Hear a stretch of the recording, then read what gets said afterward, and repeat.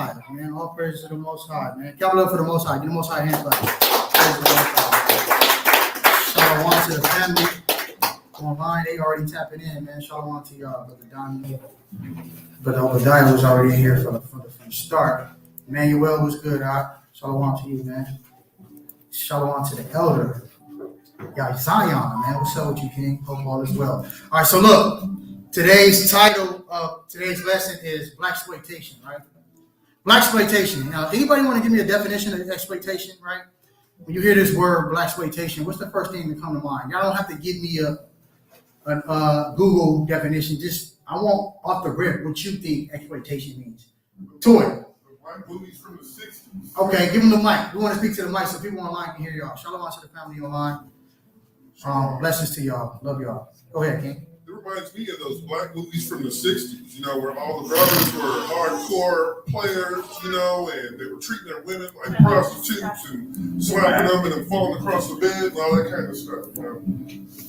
God, okay. Give me some more. Makazah, who else raised their hand? Was that Jacob? Go ahead, Jacob. Taking advantage of. I like that. Taking advantage of when we think of exploitation, right? Anybody else got some? Go ahead, get my sister. Sister Lynn. Get her. Most High in Christ bless. Milka, the mother of the child. User, I like that. User, right? Beautiful. Jay, you got some? All right, so let me give y'all an official. Go ahead, Marcus. I'll bring it out, big bro. Straight up and down. Pimped, okay. So use, use, all right. Getting used and pimped, all right. Love that, right? So look, exploitation, right? I'm going to go into Blaxploitation, but I'm going to the word exploitation, right? The definition means to make full use of. And it says to benefit unfairly from the work of someone else, typically by overworking and underpaying them. Sound familiar? Isn't that our life? Story. What is our gripes all the time? Man, we getting overworked and we not getting our coins. Right? That's our biggest gripes. Even on the highest level, when you got celebrities and athletes, right? What are the contract reconstructions all about? Getting worked and underpaid. The biggest slave trade is in the college arena because these collegiate athletes, they bring in billions of dollars and they can't even get money from their jersey sales. Matter of fact, if you get money from your jersey sales, they kick you out of the school and take away all of your rewards that you did, Reggie Bush. Reggie Bush took $60,000 because his house was about to get lost. My house was about to get lost. He took 60 racks, which is nothing. With all the money he made at USC, remember when Reggie Bush was Reggie Bush? He was that dude, right? He took 60 bands, maybe like 100 or something like that, to save his mother's house. And they said, because you took this money as a collegiate athlete, we're going to etch you out of the history books. We're going to take back your Heisman Trophy. And when you go to USC and you look up Reggie Bush, it's going to be asterisks, all X's. Take you out. Wipe you out of the history books just because he needed financing for his mom so she won't lose the property. Isn't that not exploitation, right? Right? Let's get some scriptures. Proverbs 22 and 22. It's crazy, man. Blaxploitation is now. So exploitation. We're going into exploitation, but then there's a thing called Blaxploitation, which we're going to get into. But go ahead and give me that Proverbs 22 and 22. This is the book of Proverbs, chapter 22, and verse 22. Uh-huh. Rob not the poor, because he is poor. The Lord said, hold on. The Lord said, you're not supposed to rob the disenfranchised, the ones that are less than, because they are disadvantaged. They're a little crippled. You're not supposed to do that. Now, America proclaims himself as being a what? Place of God, right? In God we trust, they say on their dollar bill, right? They believe in God, so they say, right? What God are they talking about? We know what God they're talking about. Satan. Because it's for sure in the hell ain't the creator. All the things that America does, but nevertheless, right? They proclaim themselves as being modest Christians, right? That's what they say, right? This is a Christian country, right? Their symbol is the cross, right? Tammuz, right? So if you're a Christian, right? Well, we got to go into the Christian book and read what it says, right? Now let's see what the Christian book say, right? Read that again. Rob not the poor. America's built a conglomerate on what? Robbing poor people. Scheming, finessing, misleading poor people.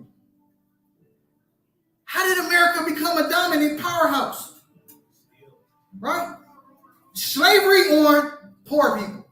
The indigenous people of this land, and then when we was on the western coast of Africa, they came and got us. Right? And we worked 250 years for free. Of course you're going to be a billionaire if you got somebody working for 250 years and free. You got to pay them, you got to break it down with them. That's America. God bless America, though, right? Really? All right, for sure. All right, read it again, all the way through. So like, Rob not the poor, because he is poor. Neither oppress the afflicted in the gate. You're not supposed to afflict. You're not supposed to oppress the afflicted ones who are disgruntled, who are less than. You're not supposed to bully people who are less than you. That's what the scripture says. You're supposed to uplift the ones that's less than you. But America prides itself on targeting people who are not in enough. America prides itself on we're going to target people who don't know what's going on. And we're going to do business with them because they don't know the business. How many times we heard Brother Rotterdam brought out the other day about TLC, right? I don't know, scrub. And you know how much money they made? I mean, how much money that song generated? But you know how much money they got? They said, we broke. Like, broke though. Like nothing. Like we got to live in our mama house, in our garage still. How you got a platinum record that's going? I'm not just in America. It's all in Europe, Africa, Asia. You know, Asia really be rocking with us. Like Japan, they really rock with hip hop. You got this music spinning all across the world. And if they have their business right, every time a record is played, they're supposed to get mechanical points or mechanical residuals. But their business went right. So they made the record company billions of dollars, man. But it was strategic. They understood, look, we're going to give them a slave deal. Right. We're going to give them this slave deal and, utilize their talent and exploit them and make billions of dollars and don't break it down with them, right? That's the story of our life, right? Since we've been in America, right? Does that sit on that, King? Yeah, come. Okay, give me, let's go. So what is America also known for in Scripture? Give me Exodus 1 and 9. What else is America known for in Scripture? What's another name? Babylon, beautiful. Give me another one. Spiritual Egypt, beautiful, right? What else? Sodom, right? All those components exist here and prevalent, right? Let's go to ancient Egypt. Let's see what happened to the Israelites, right? Read that. It's the book of Exodus, chapter 1 and verse 9. And he said unto his people, behold, the people of the children of Israel are more and mightier than we. So the Egyptians knew that the Israelites were different, right? A lot of our people like to associate themselves with the Egyptians. But you can hear from an Egyptian himself said the Israelites are better than we are. That's an Egyptian. This is a pharaoh saying this. This is an emperor. He said, hey, look, man, them Israelites, them black and Hispanics, them niggas is a little more polished than we are, so we need to be wise when we dealing with them. Because if we're not, we're gonna lose everything. Translation. All right, read. Come, Salaki, verse 10. Come on, let us deal wisely with them, lest they multiply, and it come to pass that when they're falling out any war, they join also unto our enemies and fight against us, and so get them up out of the land. Read. Before they did set over them taskmasters. Taskmasters. What is a taskmaster? Slavery? Beautiful. What's another word? Overseer. Overseer. That's another one, right? So the Egyptians, right, they said, listen, these Israelites are growing at an alarming rate. We need to set overseers upon them while they're doing their works. So translations, we're going to set supervisors that's going to crack the whip. We're going to up your 40-hour week to 60, 80-hour week now. And we're going to take away some of the equipment that you usually are used to make your job harder, right? To systemically and mentally break you down. Because they know they can't deal with us from the shoulders, but they said, look, we can destroy their mind. You gotta remember, the Edomites have studied our mind. Sigmund Freud, and all of them, they've been studying our minds for over 250 years.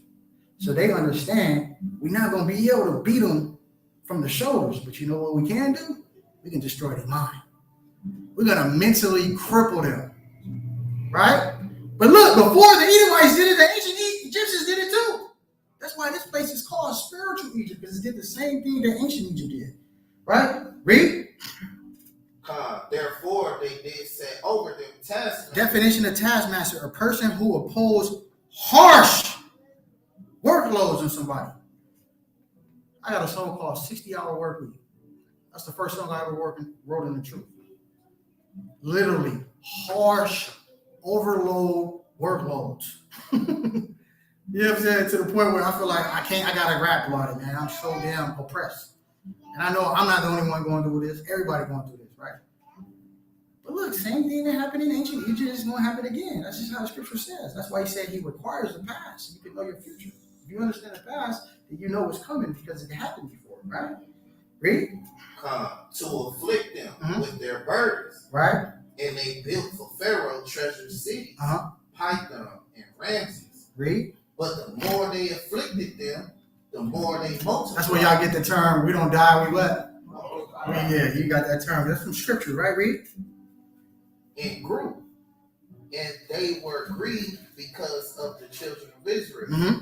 And the Egyptians made the children of Israel to serve with rigor. With what? With rigor. No, friendly. With rigor. No, we together. With rigor. The children of Israel had to serve with rigor. Right? Now, what are the modern day Egyptians doing to us? What are the modern day Egyptians doing to us? The same exact thing. Right?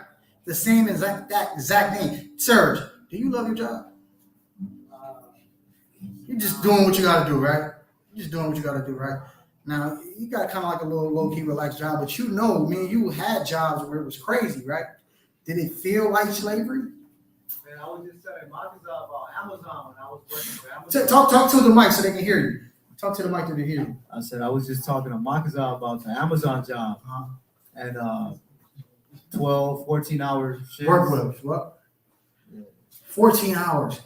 If we sleep for 8 hours, right?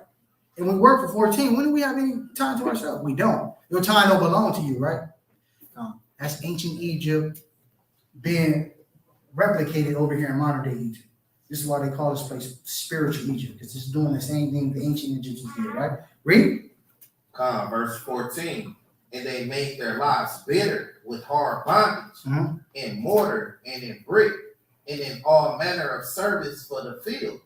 All their service with wherein they made to serve was with rigor. And the king of Egypt spake to the Hebrew midwives, of which the name of one was Shiphrah, and the other, and the name of the other Puah.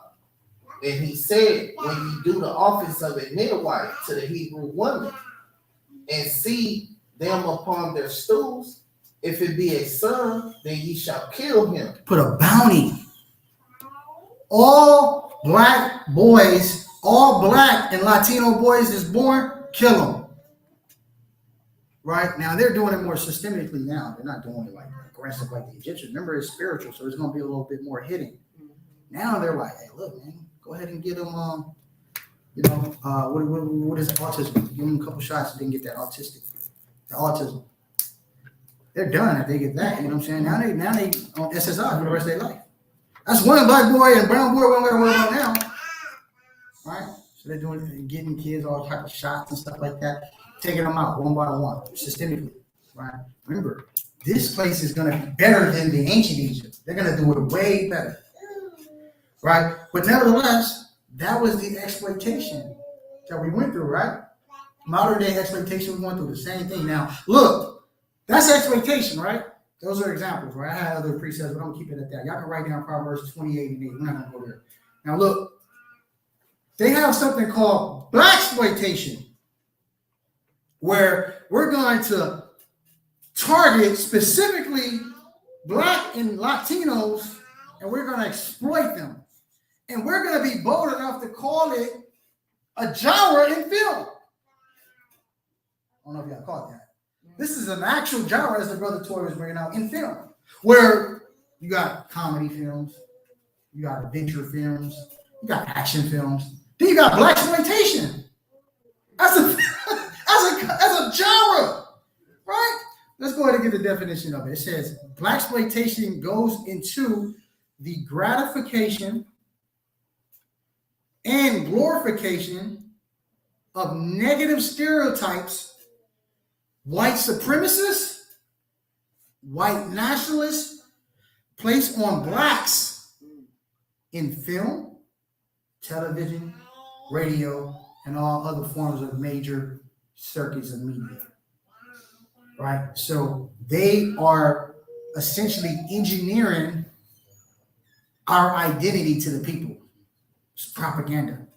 What we're going to do is we're going to exploit y'all, and we're going to promote y'all in a very negative light, and we're going to create what we want y'all to look like to the people. And we're going to spam it, and we're going to broadcast it, and we're going to play it over and over again. Give an example. I don't know if you remember, sir, the homie. He did something stupid. I'm not gonna lie. I can't even lie. He did something stupid. One of our homeboys that we grew up with, he did something real stupid. He shot at the police, right? On camera.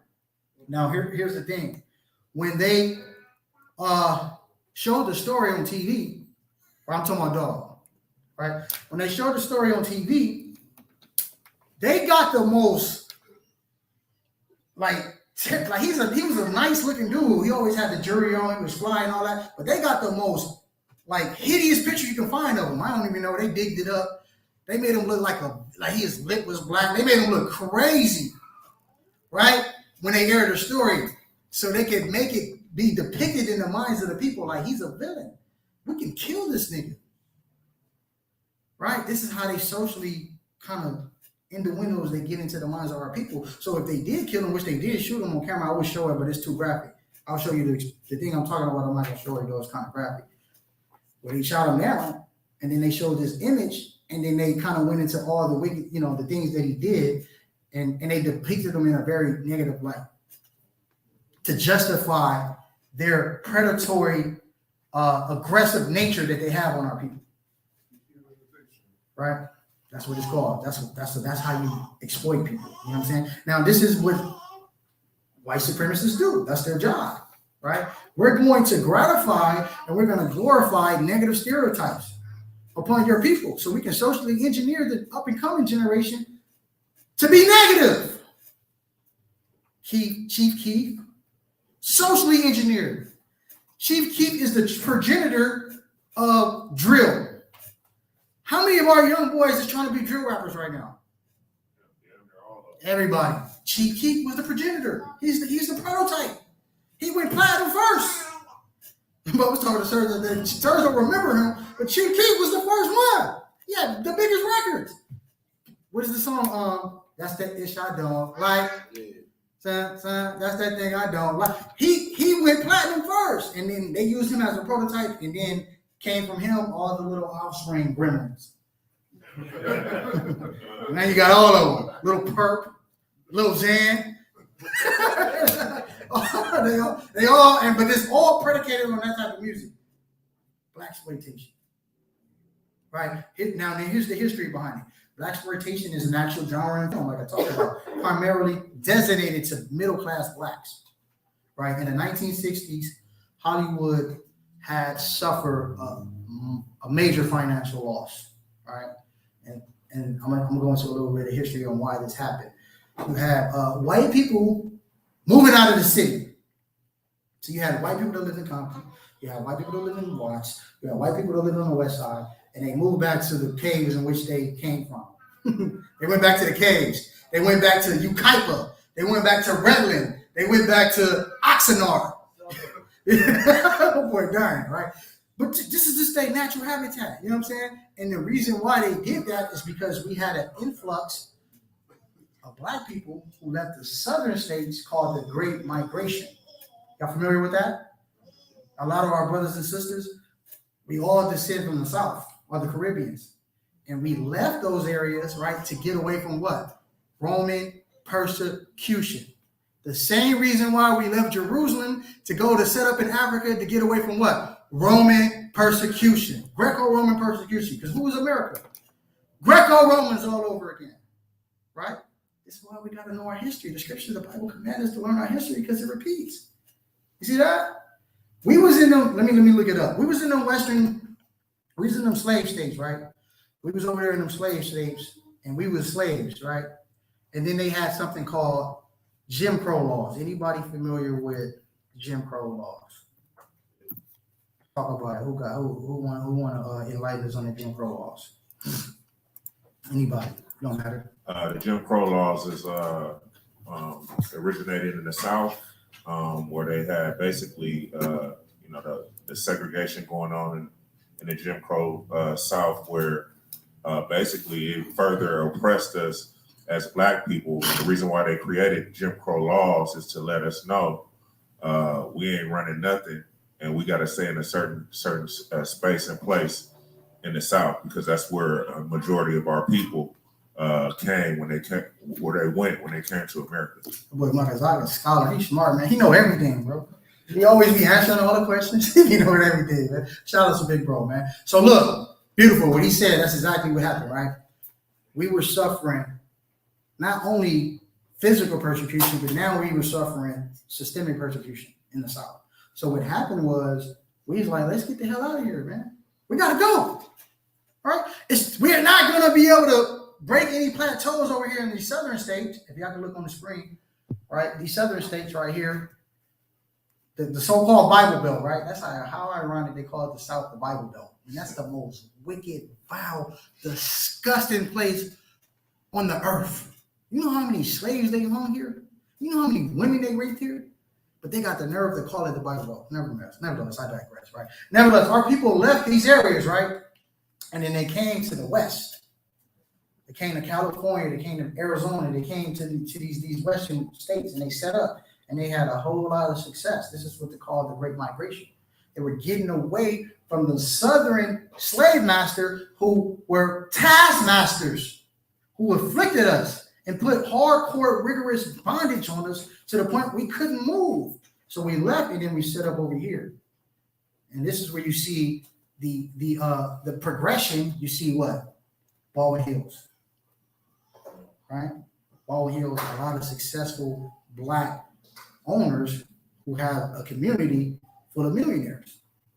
You know what we teach about the Krispy Kremes? Y'all familiar on Crenshaw? Behind that, that little Krispy Kremes, all Black owned, Black and Browns. I know I'm familiar with that area because that's my stomping grounds. You know what I'm saying? I went to Dorsey High, so I'm familiar with a lot of homeowners in that area. Black old money benefited from what? The Great Migration. Great Migration. You know what I'm saying? Because when we left the slave states, we came set up here, but we had the skills, we had the knowledge, we had the jobs, right? We had the wherewithal to build. This is what you got from the Great Migration. This is what you get Black Wall Street from. So Jim Crow was a bad thing, but it actually was a good thing in disguise, because out of that came the Black Wall Street. We had so much success that white people looked at us like, damn, they're having a level of success that we're going to coin them the Black Wall Street. They're having success like an index on a stock market. So we're going to call them the Black Wall Street, right? And that's what you get the Black Wall Street. And then we benefited when we left our slave master. And we set up and we came together in these Western areas, and we got busy and we got to it because we had the skills, we had the knowledge. We had the knowledge even before we built America, because before we was in America, where were we? We was in Africa. And we was getting to it out there, right? So it was already in our DNA, essentially, right? It was nothing for us to just set up and migrate and take over, because we what? The salt of the earth, right? So the Great Migration, right? We came over here to these Western areas, and we set up, and we got it popping, and we had a lot of progression and a lot of success. And this is what you get, like, things like Black Wall Street, right? Now let's get back to it. Right. So white people who were in the mid city, right? This is why you see a lot of people in Compton, primarily is our people, Black and brown, right? Because the white people was like, we don't want to live around these niggas. We're going to move back to the caves in which we came out of, right? Give me Ezekiel 33 and 27. We're going to go back to our habitat. the city thing is not for us because we don't want to live around these niggas. We're better than them. This is what the white people thought, right? Read that. God, this is the book of Ezekiel, chapter 33 and verse 27. Uh-huh. Say thou thus unto them, Mhm. Thus saith the Lord, thy power, as I live, surely they that are in the waste shall fall by the sword. Uh-huh. And him that is in the open field will I give to the beasts to be devoured. Uh-huh. And they that be in the forts and in the caves. In the what? In the caves. In the caves, man. They cave dwellers, man. They went back to their natural habitat. Big Bear, Ukaipa, Redlands, Oxnard, Rancho Cucamonga, the hills, right? They was like, man, we get away from these niggas, man, right? So what happened was Hollywood had to pivot. Hollywood was like, all right, because nobody was going to the theaters no more. You know what I'm saying? We're not finna go watch no white movies. You know what I'm saying? We got all these hip, cool black brothers that's coming from the South setting up. And, you know, we get money now. We got change. We blinged up. So Hollywood was like, damn, all of the theaters are closing. We have to revigorate our bottom line. We got to change our business model because all the whites are leaving out of here. We can't make movies like Grease. We can't make, even though Grease is a low-key classic. I ain't gonna hold you. You know, Grease is hard, right? Am I lying, Mom? It was hard. I ain't gonna lie. John Travolta did his thing in Grease. Nevertheless, right? They like, nah, we can't make movies like that. We're gonna switch it up. So this is when the Blaxploitation came in, right? It looked like on the surface, damn, this might be a good idea, right? Hollywood is opening up the floodgates for us now. We just left the slave states, right? This is all our people thinking. We just left the slave states. We was getting oppressed by the Greco-Romans, right? These Europeans, right? We were getting oppressed by these Europeans. We came over here to some other Europeans, but they're a little more nicer. They're friendly. So we thought. Right? Hey, come inside. Hey, Sergio, you have talent, brother. Come inside. Hey, don't worry, man. We're gonna take care of you. We're not like those people in the South. Joe Biden, right? We're not like them, right? Hey, man, it was the biggest mistake we made. We walked into a nightmare, right? We walked into a nightmare because the goal, people wasn't, going to the theaters and stuff like that no more. So, naturally, Hollywood said we got to turn to the Israelites to revigorate our bottom line, right? So they would make films exclusively to blacks or for blacks, but it wasn't the type of films that's going to depict us in a positive light.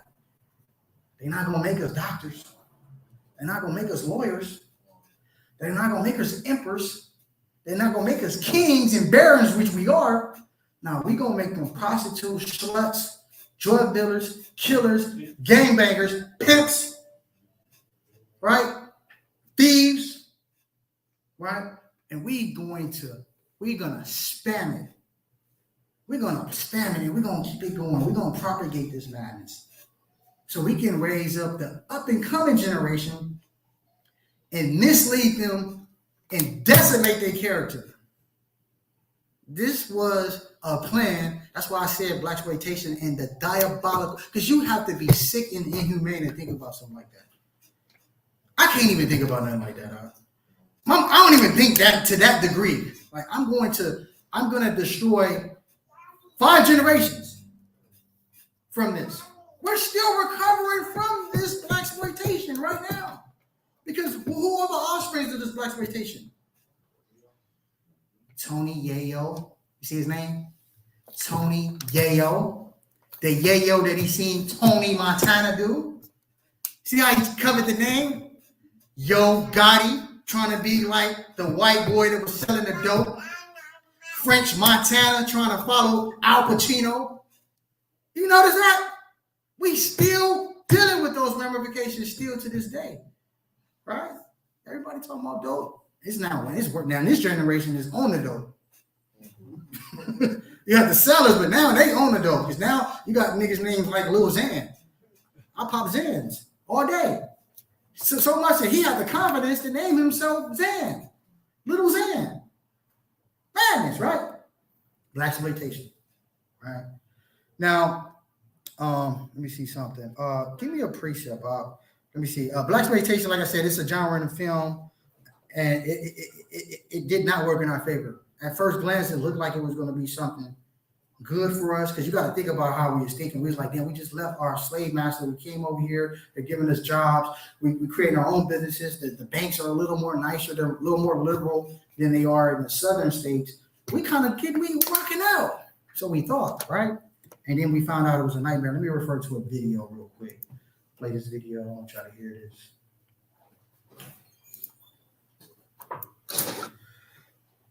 Let me share my screen for the family online so they can see it too. Right. Watch this. Let me fast forward to the meat and potatoes. The sister who's a very elegant woman. Like, she's an elder woman. Just look at her. She's classy. She gonna break it down. She gonna let you know what it was. So she was one of the women in the main actors during this time who played in these films, right? Let me see. Let me get to the good part. All right, give me never trust your enemies, man. Never trust your enemies. It's the book of Sirach, chapter 12 and verse 10. Bring it up. Never trust thine enemy. What did God say? Never trust thine enemy. Why? For like as iron rusted, so is his wickedness. Though he humble himself and go crouching, yet take good heed and beware of him. And thou shalt be unto him as if thou hast wiped a looking glass. The Lord said, never in your life trust your enemy. Who's our enemy according to the Bible? Esau. The Lord said, look, don't trust these Edomites. Even though they're saying, hey, we're opening up Hollywood for you guys. You guys are so talented. Right? We want to give you guys a fair shot because we know in the southern states you guys didn't get this opportunity. Right? We're going to give you record deals. We want to work with you guys. So they say, right?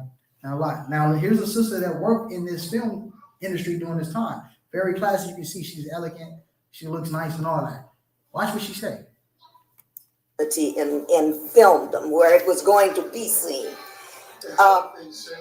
Unfortunately, what the studios were very interested in which became black exploitation, was the seedier side.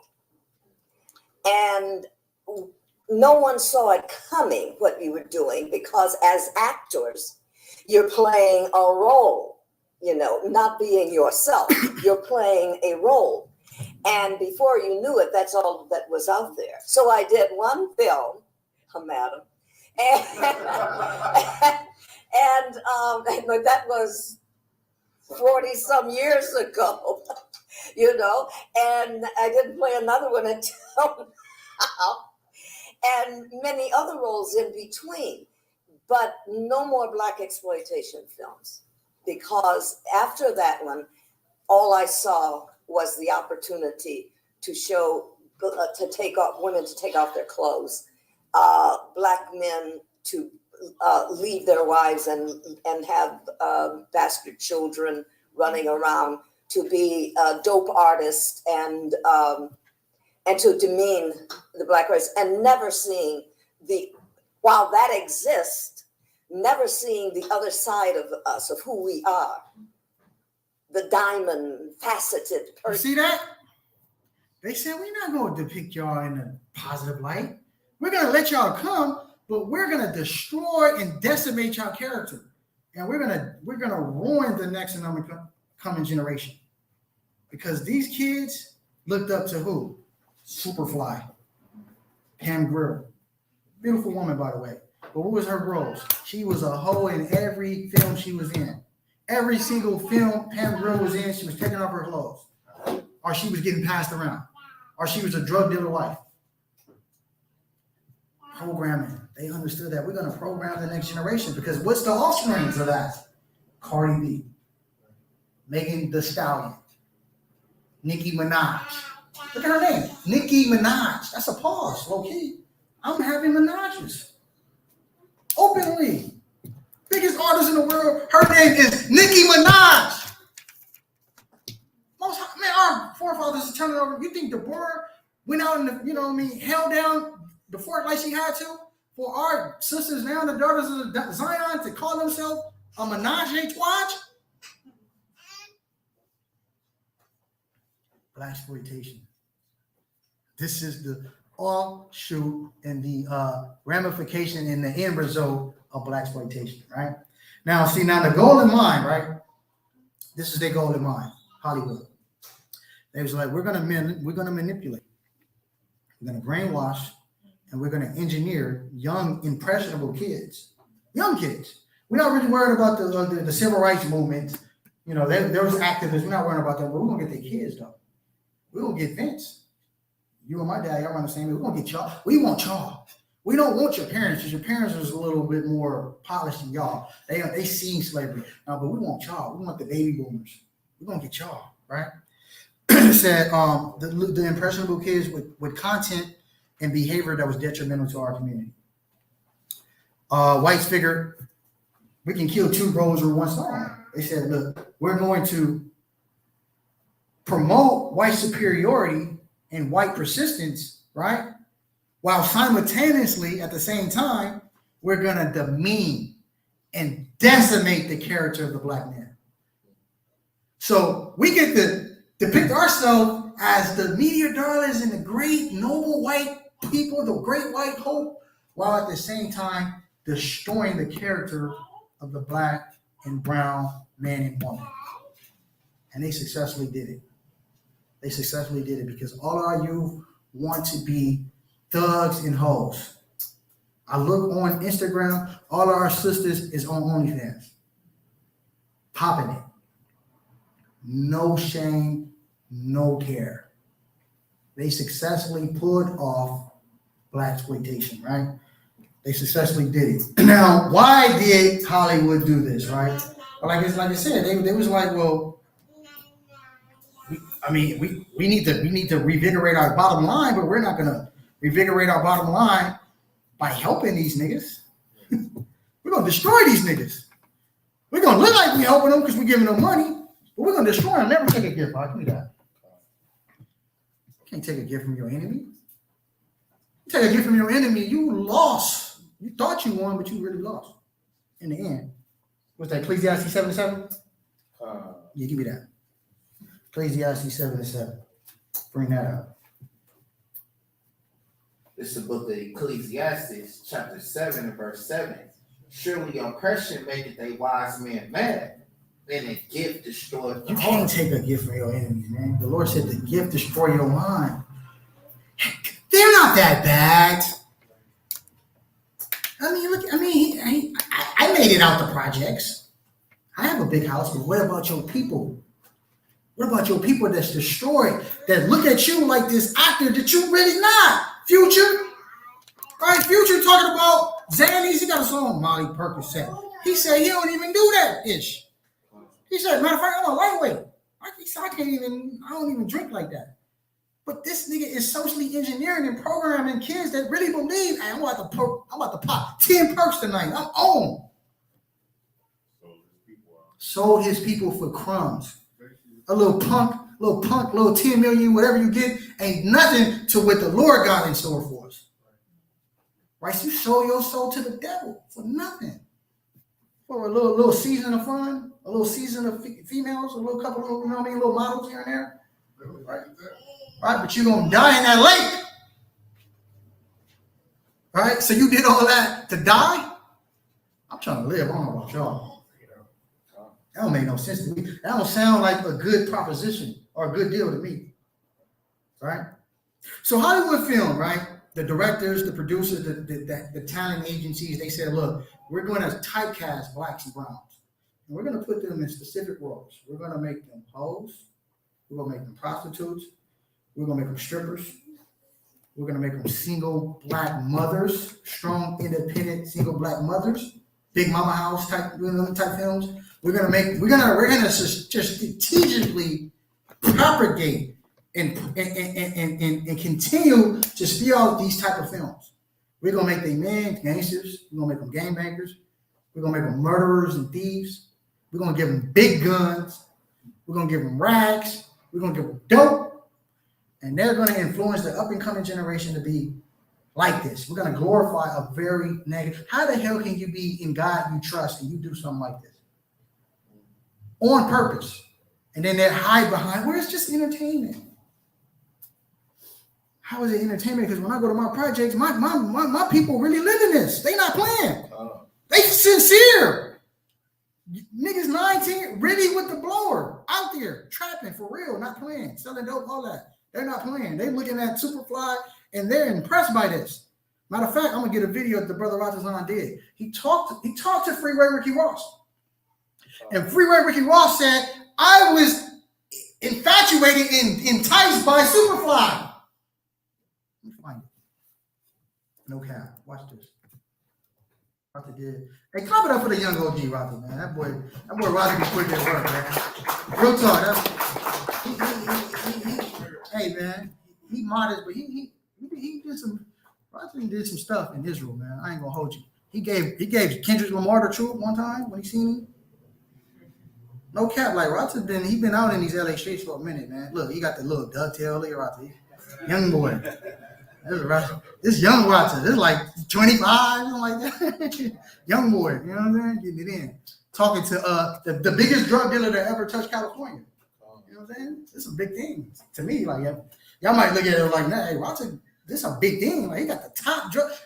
A nigga took his name. Rick Ross. Yeah. His name comes from him.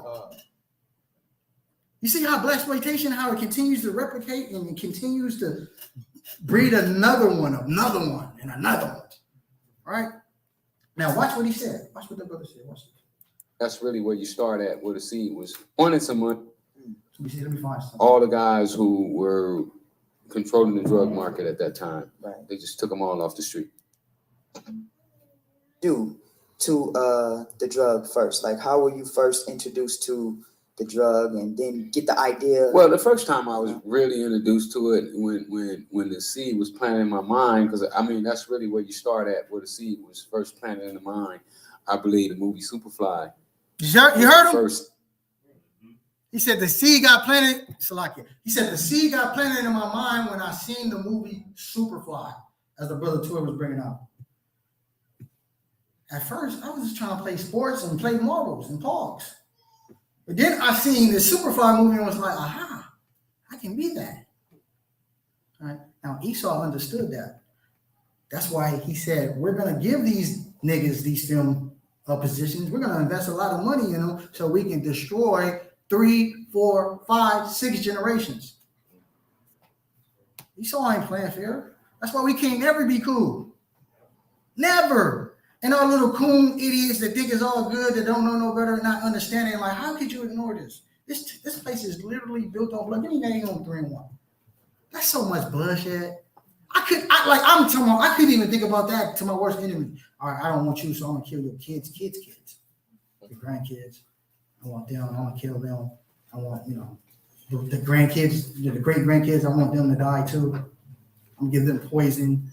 Like that's some I can't even think nothing like that. I ain't gonna lie. It's just not in my character to be that way. You know what I'm saying? I get at my enemy, but not your kids. You know, that's crazy to me. But that's Edomites. Right? I think we got a visitor. Open the door. Somebody there. Yeah. How to it, big bro.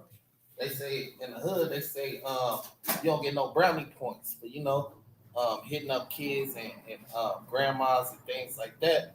But Esau love those brownie points, like he eats those up. Yeah, you don't get no. Yeah, you're not supposed to touch women and kids. That's a rule. But Esau don't give a damn. He ain't playing fair. He ain't sparing nobody. He ain't sparing the young. He not sparing the old. He not sparing women. He not sparing kids. He give that everybody, right? That's why he's the devil that the Bible speaks of. Because only a devil can be this wicked. Right? Read that. This is the book of Nahum, chapter 3 and verse 1. Mm-hmm. Woe to the bloody city. It is all full of lies and robbery. The Lord said, woe. That means destruction is coming to this bloody place because it's built on what? Full of lies and robbery. What is America? The place of robbery and lies. The place of bloodshed of the indigenous people of this land and the so-called African Americans. They came and got off the western coast of Africa and brought here as They said monkeys, right? We were slave monkeys and hanging from trees over there, right? But yet we built up America, right? Okay, for sure. Right? They brought us over here and killed us and raped us and robbed and murdered us, right? And then they lied about it and said, no, they were indentured servants. They signed up for this. Who the hell in their right mind is going to sign up for babies getting tossed over the rivers? Who's going to sign up for something like that? Picking cotton so long that your hands are bleeding. Dying in them sugar fields. Right? It's so hot over there in Hades that and the danger of trying to extract these sugar fields and mine these sugar fields, you had like a 37%, 40% death rate. Esau was like, go ahead, bring it out. Huh? Esau was saying, we not gonna even feed these niggas because they gonna die. They used to work them so long that the muscle would literally detach from the bone. So when they dig up like certain grave sites, burials of slaves, literally they died from literally their muscles literally just detaching from their bone. Literally. Disfiguring. So like falling, like you know how you have your muscle in your it will literally fall off the bone. That's how much they worked. And I mean at that point you know they'll just throw them in a little ditch and let them die in there. It's a fact. Yeah, add to that, bro. Add to it. Yeah, because I just happened to see a report on that this weekend. Not only what he's saying true, but the average age was 12. They were working them as kids to that point.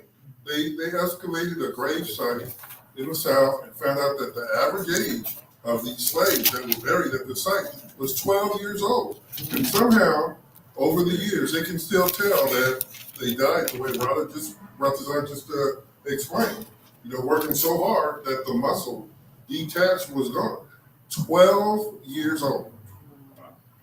That's crazy, man. Hey, real quick. Yeah, add to that. And they used to do like for modern medicine.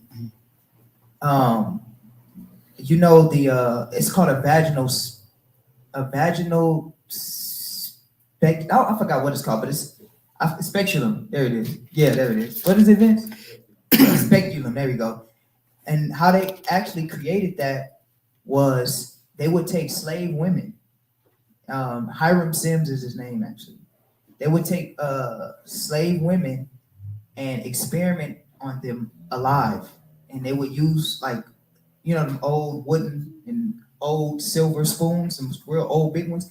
They would use that to try to open the woman up, to see if they could, look in there, have medical checkups and stuff like that. But they would use wooden spoons, silver spoons, open you up. They would even surgery, all the C-sections and stuff. They would do that to black sisters with no anesthesia. They would do that to you. Damn, that's crazy. Yeah, practice on you alive. And they said they would do that because black women, they can withstand pain more than anything. So they didn't really feel it, And also too, they would try to, they say our skulls was deformed. So they would stick shoemaker awls, the little pointy ends on shoemaker. When you put something, the old school, we used to put something in your shoe to make it not have a crease. It's a little sharp edge to it. They would stick that in newborn baby skulls to try to realign their skull because they felt like our skulls were off-centered. And they did all of that. No reparations. We got to pay for medical. All of that. Modern science, modern medicine wouldn't even be here if it wasn't for our ancestors like you wanted to. God, that's crazy. Get Deuteronomy 28 and 48, just to let me back on what the brothers are bringing out. I got to bring this up. We're going to pivot a little bit. Let's bring that out. Deuteronomy 28 and 48, and then we're going to read verse 48 and drop down to 50.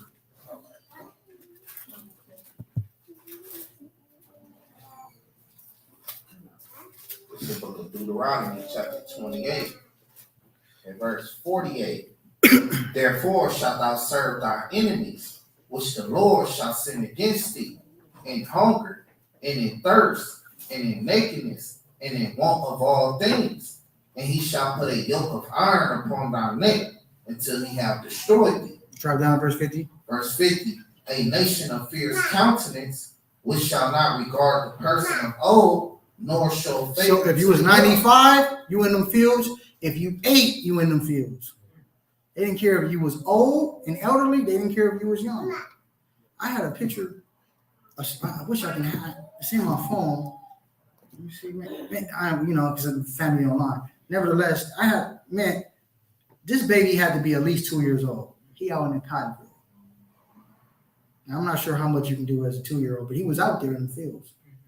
You little nigger baby, you're gonna go out there too. Get ready, because this is gonna be your life. How are we gonna be cool with them? I don't forget.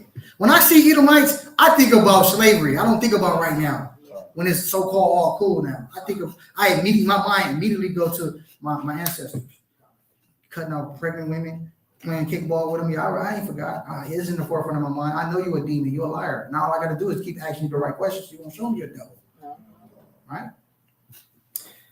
Come on, man. So let's play this video again with the brother Rata and Rick Ross. To it when the seed was planted in my mind, because I mean that's really where you start at, where the seed was first planted in the mind. I believe the movie Superfly was the first seed that planted cocaine in my mind. Later on, a friend of mine, Michael McLaurin, who had went off to college to play football, he's the first person to show me cocaine. After he showed it to me, and I started working with him, very small level, I went to a teacher at a skill center, and who I was friends with, and then he introduced me to the Nicaraguans. And this is a teacher. Yeah, right? yeah.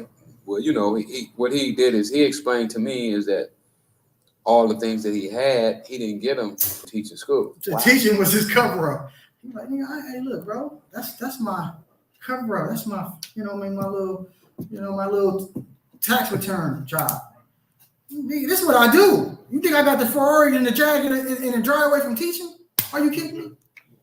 Right. So he introduced him to the Nicaraguans. And then as a result, you get free Wayward Heroes. But it will all stem from what? Blaxploitation. Superfly. He got motivated. Let me see if I can find it. Superfly. And also to mention too, Ron, that the white people was already doing cocaine. Yeah, there was. Yeah. He was That already. was something as a good a drug that you did for like higher ups and people that was like a celebrity. Give him a mic. No, I was just. Oh, he good. Okay, No, come on. go ahead. I was just saying that. Superfly, look, y'all can see on the phone. That's the boy. Look what he got. He got a Harley.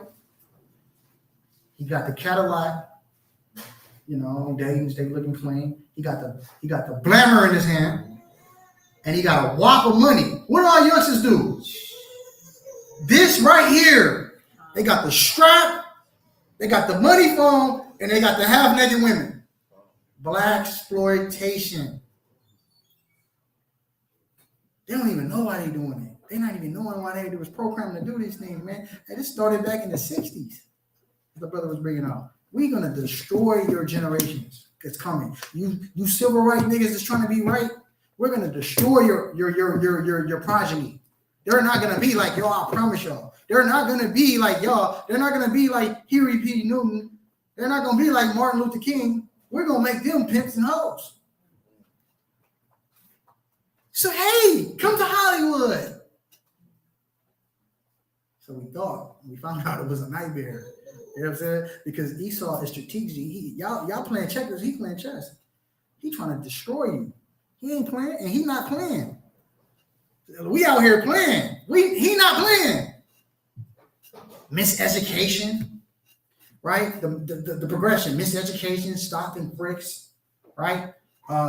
Driving while you're black. Oh, hey, look, I'm not playing with y'all.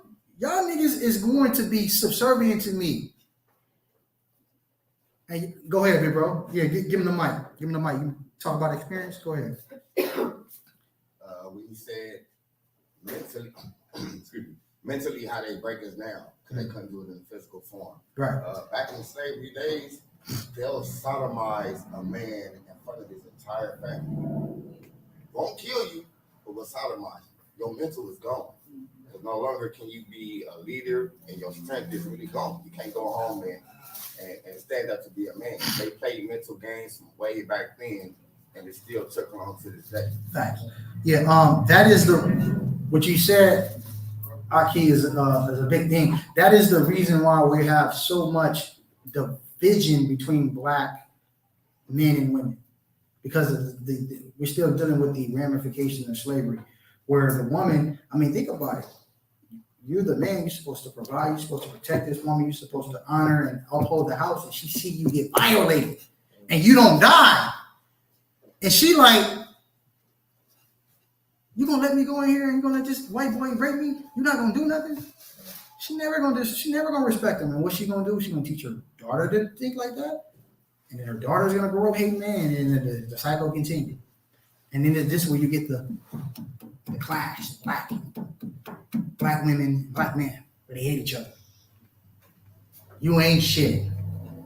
Well, you a B. Right? You brought up something powerful. But it's so, like I said, Esau not playing. Esau playing for keeps. You know what I'm saying? While we out here playing, he not playing. He trying to destroy us. Right? Go ahead, bring it on. Give her the I just wanted to say it was stated in that Willie Lynch letter also that how it's programmed from slavery into the current day. It said like for thousands of years they were saying how we'll show you how to keep this going with their mind. Right, exactly. That's exactly what stated that we're going to teach you how to keep them down, keep them nothing. And this is for thousands and thousands of years to come until it says something about, I can't remember verbatim, but unless they get strong, like somehow, this will keep going forever. Like, for sure. We're going to teach you how to keep them down forever. These white supremacists have did a number on our people so much. We're so far into this rabbit hole, we literally need an extraterrestrial being to come deliver us. There's nothing else that can get us out of this. Trust me. Rot's trying to be generous. I ain't gonna go into the brother trying to be generous and show him love. The brother mind is fried, man. How the hell you turn on somebody that's literally paying off debt and trying to love you? And I'm gonna kill you, nigga. You know we done, huh? That's what happened, and there's nothing new because Moses killed the Egyptian, and the Hebrew brother was like, "You ain't no boss of me. Man, what you think? I'm supposed to bow down to you now because you killed somebody for me? Matter of fact, I'll go tell on you. I'll tell the Pharaoh on you. Get you locked up. While you keep playing. Remember we went on that mission."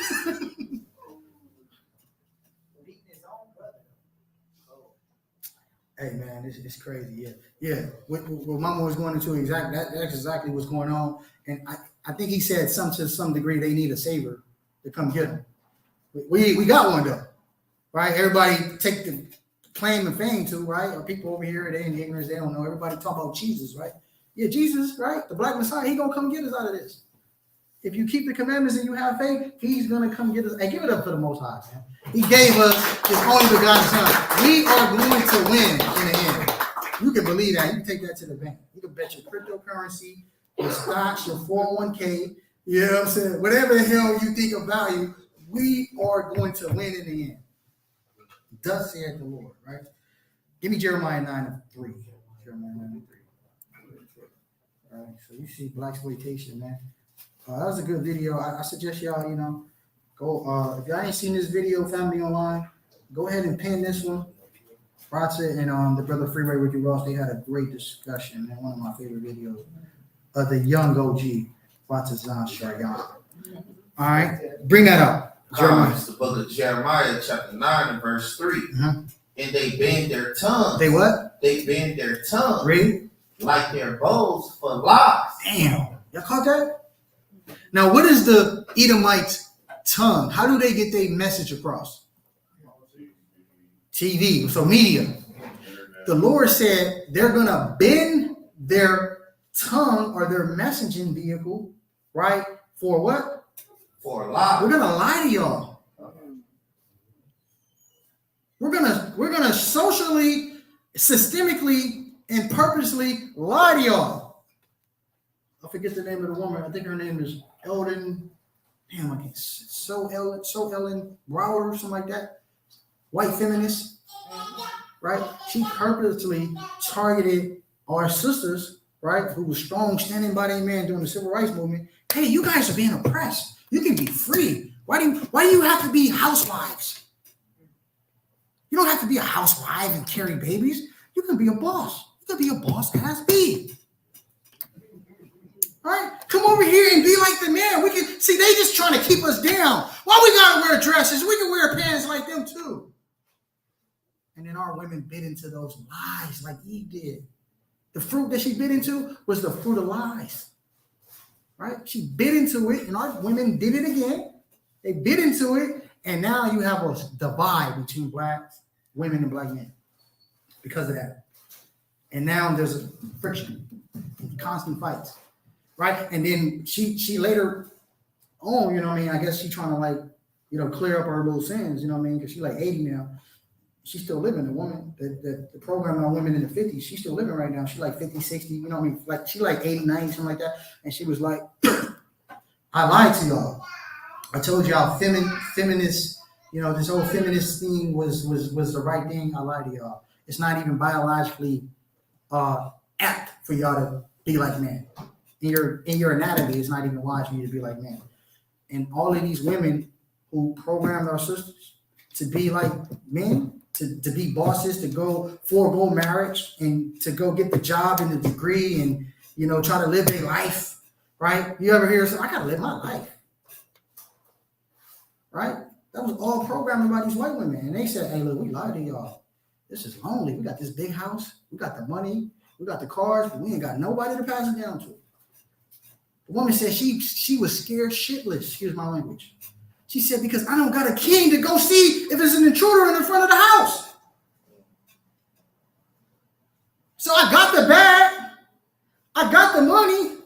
I got the finances. I got the house. I did all that, right? I became all this stuff that these women promoted to us, right? These little white women promoted to us. But then she said when she was older and she looked and she didn't have nothing to share it to, she didn't have no progeny to pass it down to, she said, man, she lived a life that was pointless. Why? Because that's you violate the natural order of God. God made women to reproduce. The first commandment he gave us was what? That's why women are created, to have babies. It's beautiful when you have babies. Because that's why God created you. To have babies, right? And to build up your king. And if you don't have a king, then you build up the community that you're around. That's why you were created.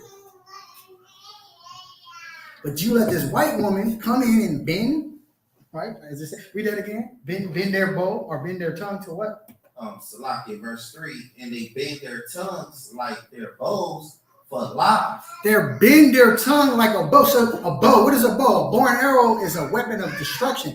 They're using their tongue as a weapon to destroy. That's what the Bible says. To what? Salakia, for lies. Mm-hmm. But they are not valiant for the truth upon the earth. For they proceed from evil to evil, and they know not me, said the Lord. They don't know God.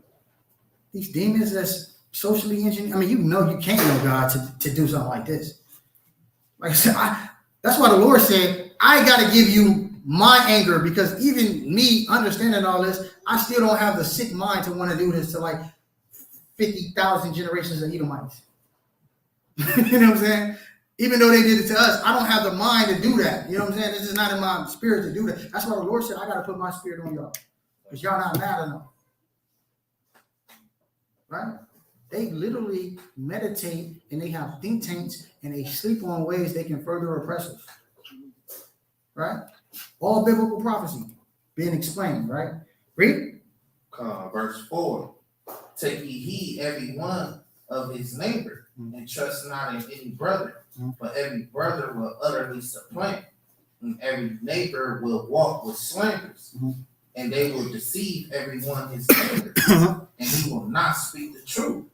They have taught their tongues to speak lies. They taught their what? They have taught their tongues to speak lies. So much to the point where, look, Jesus is white. I talked to a brother the other day. Pissed me off, man. Cool brother at work. I've been telling this Negro, or this 10 tribe rather, since 2017. That's 5 years ago. I've been telling him, hey, we got to keep the laws of God. Jesus is he's not a white man. All right? I've been telling him this, showing him, bringing out scriptures. He comes to me the other day and was like, hey, you're right. Yeah. Yeshua is what he called him. Yeshua, yeah, Yeshua, man. Yeshua, he's really not white, but he's Middle Eastern. I said, all right, for sure. I said, all right, you making some little progressions, okay? You Middle Eastern, okay? Hey, you are right, man. If I'm gonna be a follower of Jesus, Yeshua, right, my Lord and Savior, I have to keep the commandments. I said, for sure. I said, who you hear that from? A Jewish man taught me this. I was like,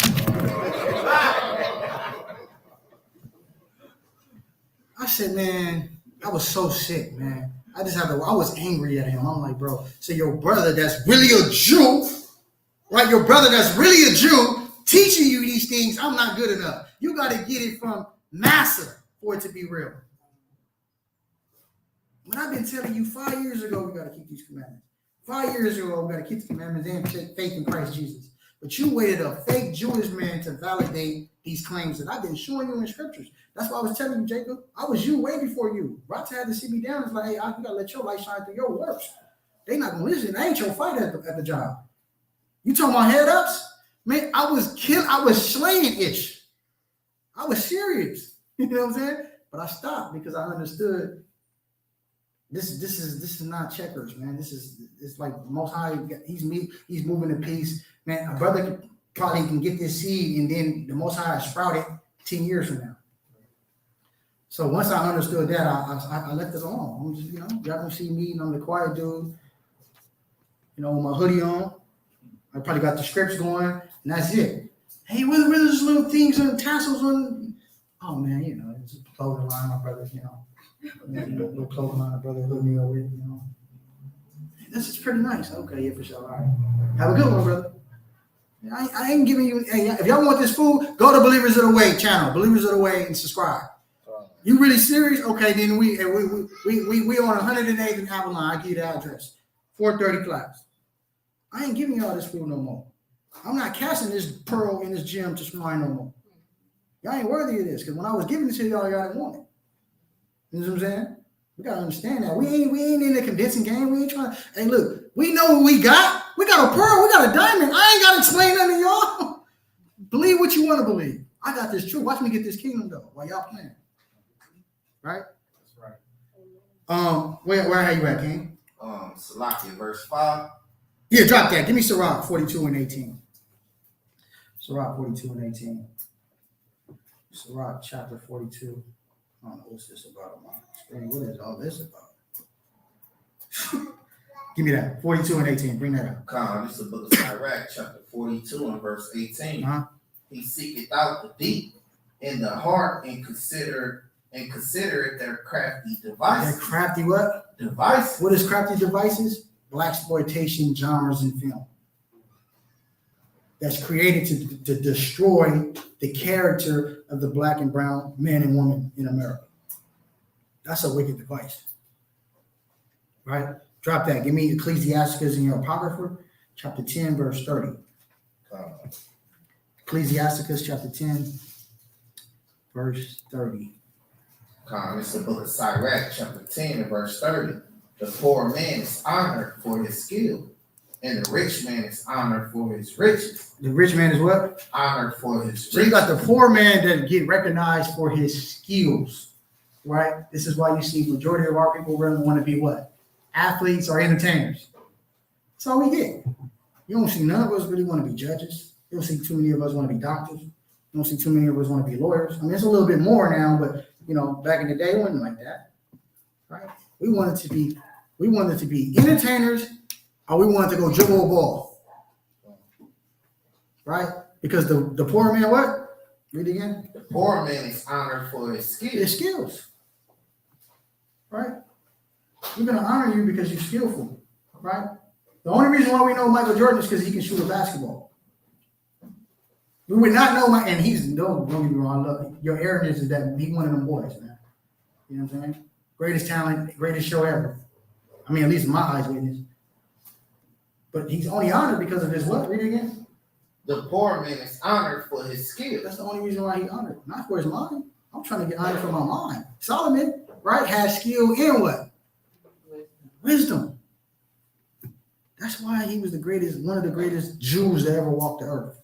King Solomon, right, had everybody in submission. When I'm talking about everybody wanted to meet this man. He was elegant, he was fly, he looked good, he had the cars, he had the diamonds, he had the navy, he had the army, he had the women, he had everything. Right? We trying to get back to that status, right? But where we're honored not for our skills, even though we have that, we're honored for our knowledge. Right? Because we are the offspring of the Creator. Y'all caught that? We are the offsprings of the Creator. The Creator said, I'm going to make them different. That's what we're holy. We're set apart from everybody else. We're not the same. Right? We're not the same. Let me see another video real quick. Let me share my screen for the family. This is a code right here, man. This is the ongoing ploy of exploiting our people and keeping us suppressed. This code right here. This video made me mad and angry, man, when I watched it. Watch this. It's you liberals who have lifted them up, Howard. Paul, you conservatives make a mistake. You can't afford to strangle hope in people. Without hope, people become dangerous. No, Howard, you liberals have let them invade our society. You give them jobs, political jobs. Oh, you missed the point. It's only the smart ones we move up. That makes it even worse. Oh, we have to move them up. If we leave a smart one in the ghetto, he might develop into a leader against us. But if we raise him up into white society, we neutralize him. He feels compelled to try to act like us. He loses his identity and his racial anger, if he has it. He becomes alien to his brothers. They realize he sold them out and they grow to hate him. He becomes worthless to them and safe for us. No, thank you. In fact, in his love for the creature comforts, except for his color, he's become one of us. Chick Baby, you seen that? Yeah, I never seen that movie. I've seen that scene, man. That scene right there, right? Growing up, I always felt like that. Chick Baby. Yes, man. Like me and my younger brother, like I don't know that let me just stop right there. Yeah. I gotta process that one. Yeah, process. Yeah, but y'all, I don't know. Y'all might have to watch it again. Go back and double back. I don't want to keep playing it. I don't want to hold y'all too long. But y'all heard what he said? He's like, no, we're going to get the smart ones out of there. We're going to bring them over here with us where he's safe, away from because he's a leader. He might rouse them up. We don't need no black messiahs. The brother Rafa did a video called The Black Messiah. We don't need them. We're trying to take them out. We don't care about the stupid niggas. Let them kill each other. We want the smart ones. Hey, you got to come over here, nigga. Right? You can have a seat. You can have a place in the house, but you can't sit at the table. Right? You can't have it. You can come in. Look, you're not a field. You're not like those niggers out there. You're smarter than them. Right? But but you can't. But look, you can't come. Don't try. Look, when I give you this money, Bill Cosby, nigga, don't you go try to save them, because this money comes with a caveat. The second you try to help them niggas, we coming, and we're not playing with you, and we're not playing fair. We're gonna dig up some ish from 50 years ago, and we're gonna destroy you. So take your money. Move in our neighborhoods and our communities and don't help them niggas back in where you from. Because a lot of people don't know Bill Cosby is from the hood. Yeah. From the inner city, like the real hood. You know what I'm saying? But, now they depict him as the Cosbys and all that. But he was one of them, like in the 70s, he was one of them real niggas. You know what I'm saying? And then he kind of came back to himself. And that's when they took everything from him. And put all them cases on him, felonious cases on him. And the brother... thank God he's home now. But they try to wash him. They try to make him die in prison. All because he was trying to help his people. So that's what he said. You know what's crazy? Yeah. Give him a mic. No, you good, Rocky. Pick it out. Yeah. talking about the Blaxploitation, right? Uh-huh. Before all that even got brought up, guess where they crucified him first? Bring it out. The media. Yeah, me. What's that? Hannibal Buress, or whatever his name is, that comedian. He did one stand-up show, made a joke about it. Next thing you know, all the headlines in the media. This before any woman came up out of nowhere. They started demeaning him in the public first with the news outlets and with certain celebrities. They started to demean him. You know who else they tried to do that with? Recently, they tried to do that with T.I. T.I. out of nowhere, him and his wife raped somebody, drugged him and raped him. Out of nowhere. Like, where did y'all come from? And now T.I. and his wife didn't rape somebody, drugged him, and was drugging people. They do this to, you know what? You know who eat it up all the time? And don't let me forget. They make a Lifetime series out of you. Oh, it's over. It's over. You convicted. You bet not, because no disrespect to my sisters, black women gonna be on their side already. Lifetime, they believe everything that's gonna happen on Lifetime. The brothers, you know, they gotta follow the sisters. Yeah, I think that is right. And you already demeaned. By the time they take it to trial, you already guilty. But that's what they do. They did it with DMX. They did it with Lauryn Hill. Facts. They did it with Wesley Snipes. Facts. They do it with all our top. They tried to do it with Tory Lanez. They tried to do it with Tory Lanez. Look like she a liar. Look like she about to be a liar. But and I'm gonna let it go after this. But remember before that happened with Tory Lanez? Remember he got demonized. No, before that. Remember when he was saying he was telling the truth and they were saying that they was gonna kill him. He said, if I die, I die. He had put those little tweets. I didn't see that. You gotta look it up. Before all that stuff happened with Make the Stallion, he was talking about the industry and all of that. I did remember that when he was kind of he was complaining about he was like, if I died and I died. Yeah, I remember that. Okay. Yeah, all of a sudden now Megan Thee Stallion gets shot. Yeah. All this stuff happened. Pay attention, especially to the black brothers, and watch Oprah Winfrey and Gayle King. They be the main ones attacking their own people. But yeah, that's real though. You know, that's real. They also did it with MJ too. Yeah.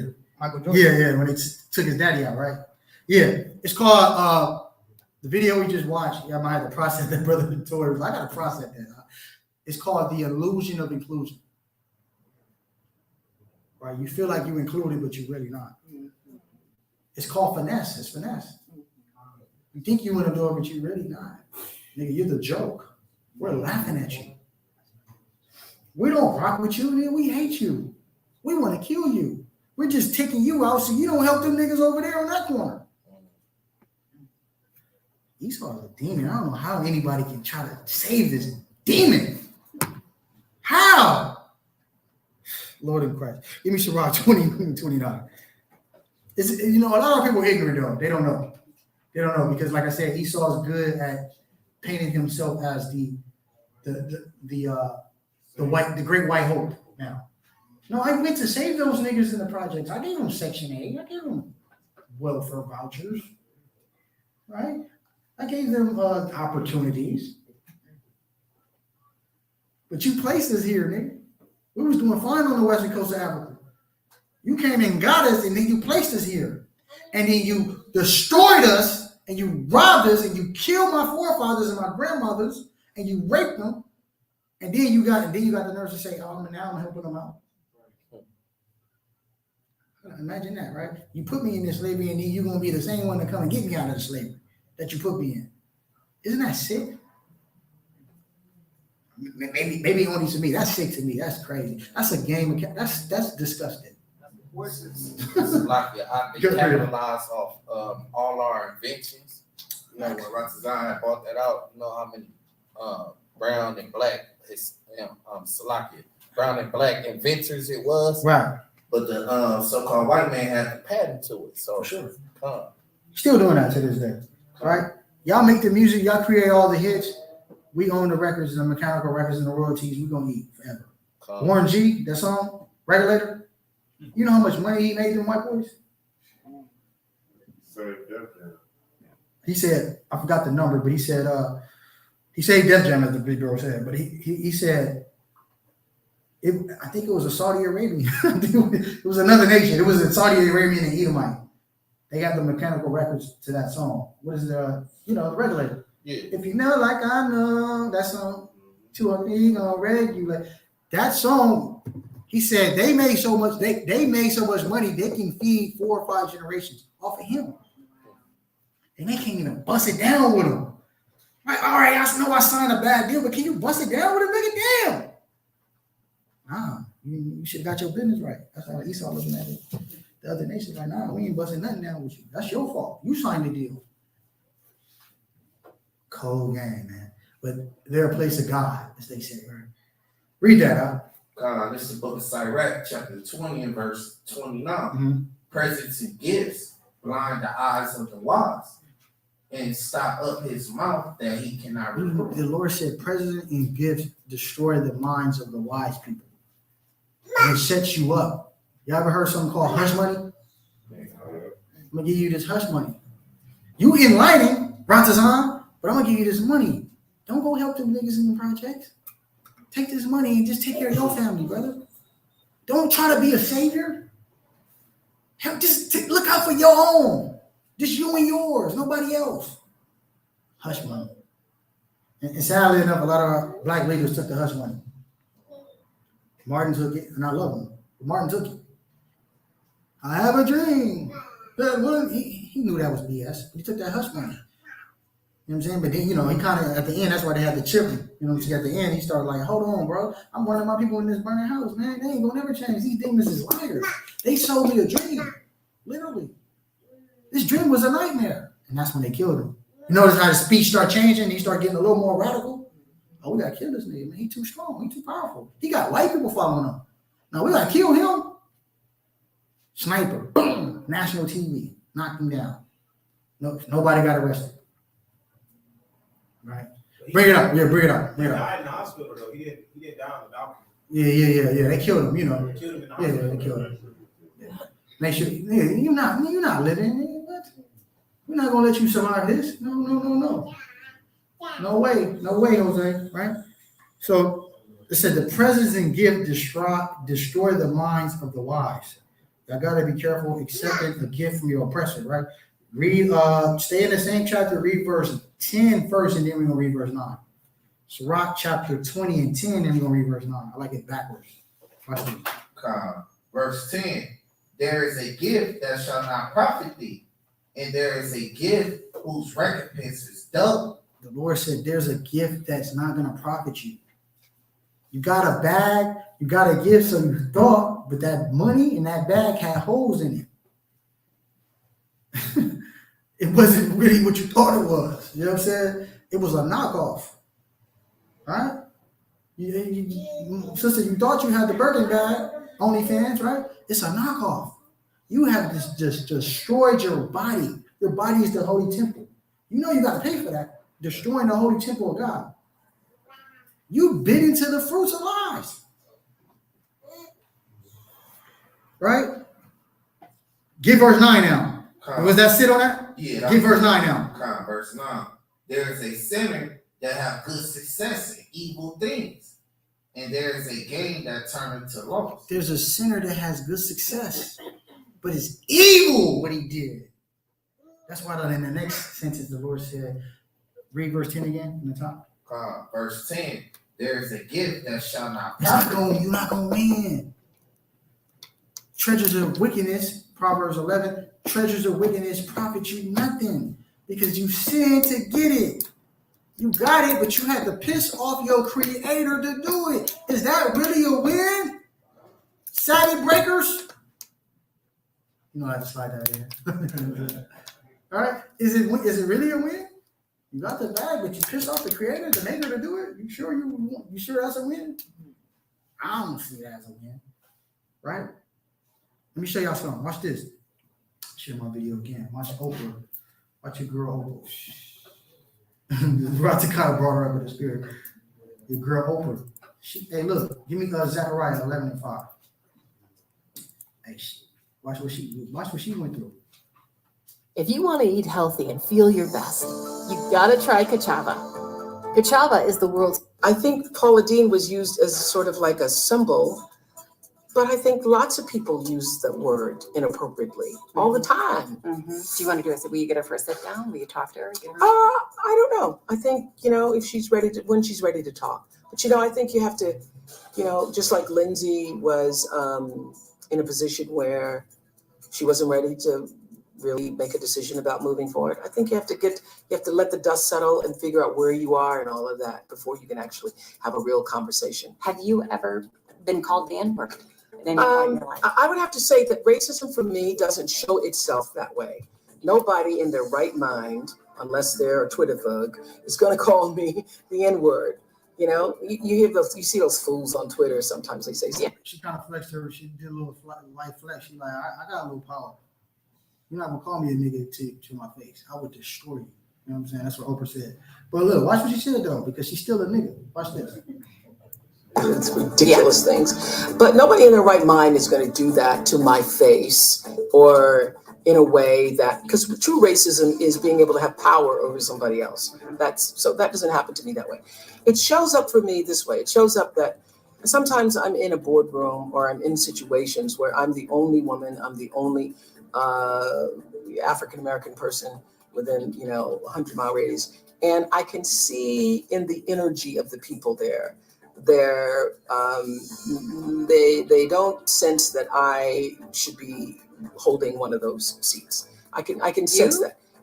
Yeah, of course I can sense it. But I can never tell, is it racism, is it sexism? Because often it's both. I mean. Now look, me and Rata, we went to Atlanta a couple weeks ago. We didn't go to the part of Atlanta, or Georgia rather, where what she's talking about, you're going to feel that spirit. Anybody been in the South? Y'all know. There's certain parts is like, oh shit, we're in the, it's dangerous. I can feel it. My spirit resonates. Hey, this is dangerous. These white people are not playing with me out here. We get pulled over. At night, it might be a wrap. Right? Now, she said she go to certain communities and they look at her and she feel the spirit. She can feel the vibration because, we're spiritual people. She was like, damn, they feel like I don't belong here. I'm Oprah though. So, you a nigga to us. We don't give a damn how many shows you got. We don't care about OWN, none of that. You don't belong here. This gated community is not for you and your kind. The nerve of them colonizers, though, right? You a colonizer. You came and you took a land that's not yours. You stuck your flag here like it's yours, right? And ran the indigenous people that were here first out to more or less cultivated lands and said, this is mine. And now when you have somebody that breaks through and has the plateau, right, and she's able to have some progression, no, you can't be here, nigga. So she said, nah, nobody's going to really be racist to my face, but she's like, I feel the spirit of it. She said, I can't tell if it's because I'm a woman or if I'm black. But she said, no, you know what? It's both. They hating on me because I'm a woman, and they hating on me because I'm a black woman, right? Watch this. The sexism thing is huge. The higher the ladder you climb, it gets huge. It gets huge because just men are used to running things. They are. So I don't have it in the same way other people have it. But I will tell you this. I was in Zurich the other day at a store whose name I will not mention. And Barney's, okay? That's the name of the store. I'm not sure if y'all familiar. I'm gonna mention it because the hell with Bernie's. Y'all niggas be getting y'all money and go spend this money on Saxon Ave, Bernie's, and y'all trying to go down on Rodeo. Man, y'all clowns, man. Gucci let y'all know y'all want y'all money. And y'all still coming in there. They think they own because they got a Gucci belt. Right? Which look, there's nothing wrong with, look, the stuff is nice. Don't get me wrong. It's very nice. But when they're telling you we don't want your money, I'm not gonna give them my money. Tommy Hilfiger said, I don't make clothes for y'all niggas. Why are y'all wearing his stuff? He said, I don't make clothes for y'all niggas. Translation, I don't want y'all niggas wearing my stuff. When I made this brand, I had it in mind, a little white 16-year-old man and 16-year-old girl, who were kind of transitioning from high school to college. Somehow you niggas got it and made it big, but I didn't make it for y'all. Right, but we still buy it to this day. We still buy Tommy Hilfiger, bro. Right, which I'm not gonna hate. It's a nice brand. When you mean the boxers, the Tommy Hilfiger, it's fine. But I'm not. You won't see me buy it. You ain't gonna see me buy it. You know what I'm saying? I don't give a damn how much money I got. I ain't buying it, bro. I'm a hater. You know what I'm saying? I'm a hater. Yeah, I hate on me. I'm a hater on y'all too. Facts. I don't forget. Was let's see, I didn't have my eyelashes on, but I was in full Oprah Winfrey gear. I had my little Donna Karen skirt and little sandals and all that. But obviously, the Oprah Winfrey show is not shown in Zurich. So this doesn't happen to me unless somebody obviously doesn't know that it's me. But I was in Zurich for Tina Turner's wedding. And I decided I'm going to leave the hotel. It's just me by myself. Stedman, wasn't there. And Gail wasn't there, no friends. I'm out by myself. And I go into a store, which shall remain unnamed. And I say to the woman, excuse me, may I see that bag right above your head? And she says to me, no, it's too expensive. And I said, no. See, you see the black one, the one that's folded over and she said, no, you don't want to see that one. You want to see this one because that one will cost too much. We'll not be able to afford that. And I said, well, no, I really did want to see that one. And she refused to get it. She refused to get it. And she started to show me these other little bags. And I said, one more time I tried, I said, but I really do just really want to see that one. And she said, oh, I don't want to hurt your feelings. And I said, okay, thank you so much. You're probably right. I can't afford it. And I walked out of the store. Now, why did she do that? Why did she? She's black. Didn't know. Don't give a damn about Oprah outside of America. She was in a little small town somewhere in Switzerland over there in the area. Was real racist over there. Like seriously, still to this day.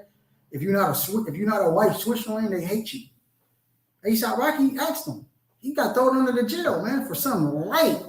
They was about to give him 100 years for something light. Then he'll get a slap on the wrist for out here, right? So she went out there thinking it was cool. She probably had some business. She went to Barney's. She tried to buy like a $22,000 bag, which for sure, Oprah could have bought that whole damn place if she wanted to. The woman said, you can't, we're gonna give you these bags. You can't afford this one. Now I'm not gonna show you that top shelf stuff because I know you can't. You're black, you're a nigger. Why are you here anyways? You're not supposed to be shopping here. That's how they feel when we go into the Gucci store with our little strip club ones, right? The little strippers that go in there they go in there with the strip club ones. The Gucci like, oh my God, these niggas again. We done did blackface. We done had campaigns to try to get these niggas out, and they still want to give us their money. This is where we effed up, man. But I thought that was interesting. But give me that Zechariah 11:5, because what the brother Ratzazan was going into, right? Watch this. Read this. This is the book of Zechariah, chapter 11, and verse 5. Whose possessors slay them and hold themselves not guilty. Not what? And hold themselves not guilty. So they beat us up, they kill us, they destroy us, and then they say, hey, we didn't do anything to you niggers, man. You niggers are already, uncivilized over there on the western coast of Africa. So we didn't do anything to you guys, right? Read. And they sell the Salakia. And they that sell them say, blessed be the Lord. What is America's slogan? God we trust. God bless America. Right? The Lord was prophesying about this 722 BC. Read it again from the top. Verse 5, whose possessors slay them. Our possessors, right? Because we're in the possession of our enemy, still to this day, right? We're still captives, whether you want to say, oh, we're free. No, we're still systemically captive. Because try to leave the country without no damn, passport. You're going to see how free you are. Try to leave the country free, right? Guarantee you're going to get stopped at customs. You're going to get hemmed up. Where you niggas going? You got shots? Oh, y'all can't leave. Right? You ain't free. It's an illusion like you're free. You think you're free because they gave you, they went from the hardcore barbaric strenuous slavery to a little less. And it's more systemic and hidden. Right? So our possessors slay us, right? Read. And hold themselves not guilty. And they always, what's the verdict? Trayvon Martin, not guilty. Sandra Bland, not guilty. was Philando Castillo not guilty, right? They always not guilty. Was the little Dylan Roof? No, he got hung. But the other one, the other little, the one that was walking, killing all them kids at the riot. I forget his name. Rittenhouse. Kyle Rittenhouse not guilty. For nasty crocodile tears, let him off. Exonerated from all charges. On camera. Do you know how demoralizing that has to be? We have it on camera and him shooting niggas. Boom, boom, boom, boom, boom, boom, boom. Not guilty. He's a kid. We're not gonna charge him to the fullest extent of the law. We're not gonna destroy this little kid's life. But little Ray Ray in the project, nigga, you gonna get 150 years for making a mistake.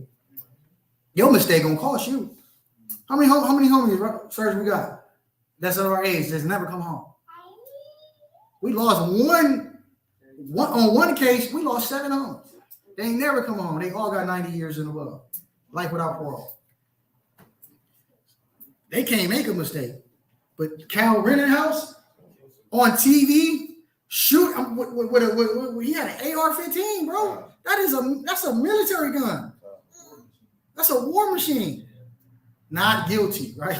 Biblical prophecy, go. Right, keep reading. And they that sell them say, blessed be the Lord. God bless America. But watch this. Here's the cool part. For I am rich, and their own shepherds pity them not. And our shepherds and our leaders like Oprah, right? Barack Obama. Who's another black leader? People that we hold to high esteem. Beyonce, whoever the hell we sensationalize in our communities, they don't care about us. They not really to really go to bat for us. They not really ready to die for us. Right? And the second that you try to go hard, you're going to get Bill Cosby. Right? So their own leaders pity us not. I made it out. The hell with them. We ain't looking back. Dave Chappelle. Hey, man. The list go on and on, right? The list go on and on. So our own leaders and our own black, quote unquote, people who made it out and icons do not give a damn about us, right? So I thought that was interesting. Oprah's still a nigga, right? So let's get this article. We'll probably wrap it up after this one. Sexual exploitation of black women, right? Look at this. You see this? Our beautiful daughters of Zion, young sisters. They're young. Let's read this. Let me get my little Dexter. The Dexter's on there. It says in 1855, a 19-year-old enslaved black woman named Cecilia killed the white man who owned her and was trying to rape her. Missouri law allowed a woman to use force when in imminent danger of forced sexual intercourse. So Missouri, this is the law. When a woman is getting attacked by a man, you can kill him, according to Missouri law. But the judge ruled an enslaved woman had no rights to refuse her master. This is a law, according to Missouri. You see how wicked they are? Give me Isaiah 10:1. You see the unrighteous decrees? This law didn't qualify for you niggers. I didn't write this law in the mind for you niggers. I was writing this law for white women, not you niggers. I get it. Commitment. It's the book of Isaiah, chapter 10, and verse 1. This is a decree, unrighteous decree. Hold on. I'm trying to figure out what the hell is that going on? Is that something? What is that? Okay, is that me? Yeah, it might have been a video, like sometimes when you go to your links, they play videos. Is it still on? I stopped it. That's somebody else? What the hell is going on, man?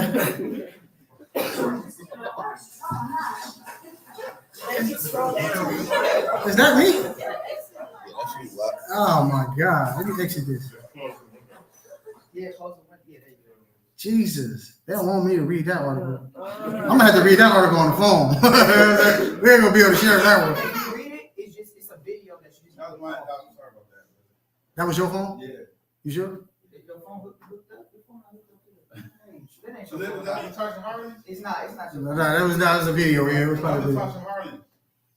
That was when she got shot. Okay, nah. I'm gonna read the article on the phone. Don't trip. I'm gonna read it on the phone. I'm gonna read it on the phone so y'all can. I'm gonna read it on the phone. Bear with me, family. Salakia, man. Nah, you good. So y'all seen the picture with our sisters, right? They was in jail. That was a picture of our sisters in jail. It says protesters demonstrating in America's Georgia were arrested and held in Leesburg stockhouse without beds or sanitary facilities. 1963. So they was in jail. They didn't have no beds. Neither did they have the basic essentials for them to, take care of their menstruals and none of that. They just left them young sisters in there to starve and die. So in 1855, a 19-year-old enslaved black woman named Celsia killed the white man who owned her and was trying to rape her. Missouri law allowed a woman to use force when in imminent danger of forced sexual intercourse, but the judge ruled an enslaved woman had no right to refuse her master. It says Celia was convicted of murder, sentenced to death, and hung on December 21st, 1855. Isaiah 10:1. That's why I hate him, man. I don't forget. I don't forget. Your law says that this woman has the right to protect herself, but nevertheless you hang her and lynch her for protecting herself? Give me that, huh? It's the book of Isaiah, chapter 10, and verse 1. Woe unto them that decree unrighteous decrees. Destruction is coming to you, Edomites, for doing that. That's an unrighteous decree. I'm going to create a law and then I'm going to change the law based on the race. Read. And write grievousness which they have prescribed. That's a grievous law. Read. To turn aside the needy from judgment. You're going to turn aside for the needy and have rigorous judgments on them. That's messed up. The disgruntled, the disenfranchised, the less than, the ones that don't know, I'm going to exploit them. Right? Sexually. Now look, in the laws of God, it says you can kill a man that rapes. The law says that you can kill him for raping a woman. He has to die according to the law. Right? Now they understand that. America understand that. That's why they covered that law and said, if you rape a woman, you should die. But no, not when you rape this 3/5 of the human being, because this person is not a real full human. He's only 60% of a human, which is still in their law, by the way. So all of y'all black and brown people are not really full humans according to America, but y'all love this place so much. God bless America, right?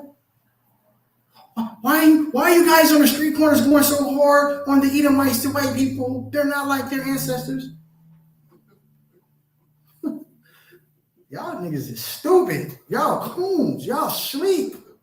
Do you not know they're the offsprings of the demons? They still have all of these laws in place. If they wanted to make it peaceful, right, then give up everything that you got unjustly and go back to Europe. They ain't got no interest in doing that. Right? That's why you know it ain't gonna never be cool. That's why y'all got to come back and deliver us out of this, right? Give me that double-minded man. James 1:8. It's a double-minded, so I'm gonna create a law and then I'm gonna change the law. Say this is a law and then I'm gonna change the law. Double-minded man, what? It's the book of James, chapter 1 and verse 8. A double-minded man is unstable in all his ways. Some of them? All is unstable in all his ways. The Lord said a double-minded man is unstable in every single way. One sentence I'm gonna say it's a law, and then the next sentence I'm gonna say, nah, you that uphold the law, you gotta receive capital punishment. Hang, hung. Our young sister was hung on December 21st, 1855. This is submitted in American law. But then people got the nerve to tell me, why are you going so hard on Edomites? We just talking right now. Y'all better be lucky we just talking right now, because when Yahweh Shai come in, ain't gonna be no more talking. Because he's gonna remember all of this. Remember, he coming to redeem his people. All right? Let's get some more. It says the legal and social double standard that allow white men to commit sexual violence against black women with impunity, while the most baseless fear of sexual contact between a black man and a white woman resulted in deadly violence. Imitative. You can rape, you can sodomize, you can grope a black or a brown woman all you want to. Nothing's gonna happen. You're gonna be disregarded, disannulled for that. But let a black man whistle, right? Let us try to just like give her a compliment. Nigga, you gonna die. Not only are we gonna kill you, we're gonna make you a public spectacle. We're going to lynch you in front of everybody. We're gonna quarter you and burn you into wagon grease. Y'all want to be cool with them? I don't forget. Trust me, I don't forget. That's why when I see an Edomite, I immediately just, I think about slavery. I don't think about that. I said, in slavery, you would have killed me right now. You would have had me killed. That white woman we was dealing with the other day, Caleb, she would have had us murdered. That's true. She would have had us murdered in slavery.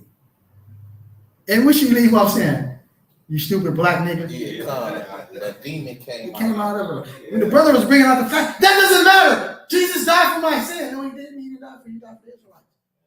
So I can't get saved? No, you can't. No, you have to pay for that.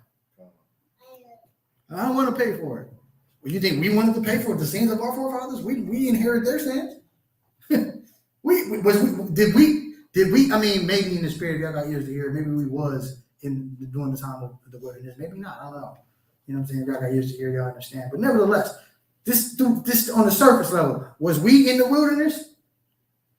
Was we in Jerusalem? We paying for it though right now, right? But got the nerve to say I don't gotta pay for my forefathers when we gotta pay for our forefathers. Come on, man. Esau, that's why he's a demon. He's a devil, man. Right? You ain't gonna find too many that's gonna keep it 100. A couple of them will be like, you know what? That's fair. That's balanced, man. And it's only right, man. We did that to y'all. Y'all should be able to, get over on us, and we should bow down and submit to y'all. It's only a few of them, but majority of them is like how that white woman was. No, I should be forgiven. I wasn't there. Well, I wasn't there. I wasn't there. But I'm dealing with the ramifications. Sure. Right? Says black men and white women resulted in deadly violence continued after emancipation. So after we was freed, they still had this. Watch this. It says nearly 1 in 4 black people were lynched from 1877 to 1945 were accused of improper contact with a white woman. So everybody that got lynched was because they was whistling at a white woman. Rest in peace to the great 24 and 8. But what happened to the great 24 and 8 when he dealt with that white woman? Kobe. I'm talking about Kobe. Rest in peace to the legend. What happened? That nigga got flamed. Y'all remember that? He had to win them championships for us to forget about what happened. Kobe was demonized for a consensual situation. You don't touch no white woman. And he should have known that because we privy to this information. We know our history. In Utah, nigga, are you? Oh, in Colorado, you're over here. Come on, man. Are you kidding me? Kanye? Hey, man, stop playing with. Hey, bro. Hey, Esau don't play with his women still to this day, right? It says later, capital punishment for rape also was reserved for black defendants with white victims. In Virginia, all 58 people executed from rape between 1908 and 1963 were black men, although 1,000 white men were convicted of rape in that period. So everybody that died and was hung and quartered for rape was black, even though it was way more white people convicted of rape. In 1963, it ain't too long ago. That's all like people be acting like, hey, bro, Jim Crow wasn't that long ago, bro. Emancipation of Proclamation to me wasn't that long ago. Right? Black Wall Street wasn't that long ago. Right? Some of y'all grandmas probably, the ones that's like in the 90s and all that, 98, 99, they was around during this time. They seen it. Right? Which we in 2022? Black Wall Street, 1920. That's 100 years ago. Wasn't that long ago? 2 generations. You still got some people that still living from that time. Right? Cold thing, man. It said, get this last little part. It says for generations of Black women, racial terror included the constant threat of sexual assault. Black women's resistance to racialized sexual exploitation helped birth the activism that fueled the civil rights movement. So we had the civil rights movement as a protection barrier to the persecution these white, diabolical, sick, inhumane demons placed on our beautiful women. Now imagine these beautiful women in here going outside and the white man said, I want her for the night. And you can't do nothing about it. Well, you can die, which I'm sure a lot of our forefathers did, but the ones that pumped the game, you better go in there and let Nasa do that to you. And like the brother was bringing out, how the hell the wife gonna respect that man after that? You gonna let this nigga rape me and you're not gonna do nothing? You're not gonna die in my honor? Not only are we gonna rape your wife, we're gonna rape you too.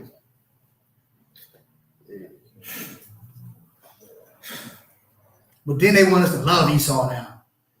How? Do y'all not understand? How can we love them? Do you not know the Lord made them crooked? The Lord said, I hate them. We bring out the scriptures. The Lord said, I hate Esau. But then they say we a hate group. Mama said, nah.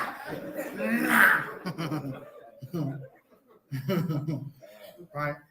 Give me a couple more. We're going to end it right here. Give me Sirach 13 and 18. It's the book of Sirach, chapter 13 and verse 18. Uh-huh. What agreement is there between the hyena and a dog? And what peace between the rich and the poor? Uh-huh. The Lord said, what agreement does a hyena and a dog have? And what agreement does, he's basically showing the dichotomy, the different spectrums. What do rich people and poor people have in common? Nothing, right? Read. Verse 19, as the wild ass is the lion's prey in the wilderness, so the rich eat up the poor. So the what? So the rich eat up the Poor. poor. We're gonna exploit y'all. That's the agreement we got. We're gonna make y'all our slaves, whether we do it physically or systemically. We're gonna plot and scheme and finesse and bedazzle you with lies. And we're gonna destroy generations after generation through Blaxploitation. Right? Give me Psalm 73 and 8 and I'll end it. Okay, yeah, give her the mic. She got a question. And we'll end it after that. If anybody got a question, we'll end it after this scripture.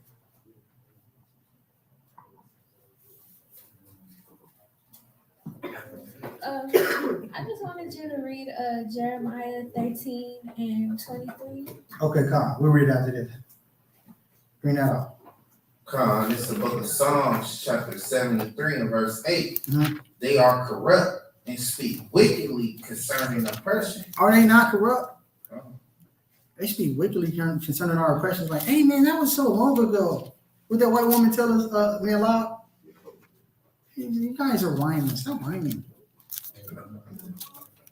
Damn. Which I'm not tripping. I know you a demon. She's like, y'all whining. You just want to be a victim.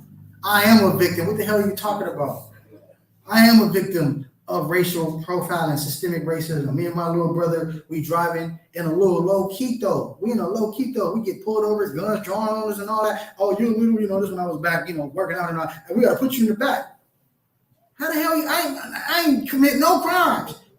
Blow her right to my face. Don't move. She don't experience that though. She don't know nothing about that. Right? She ain't never went through that.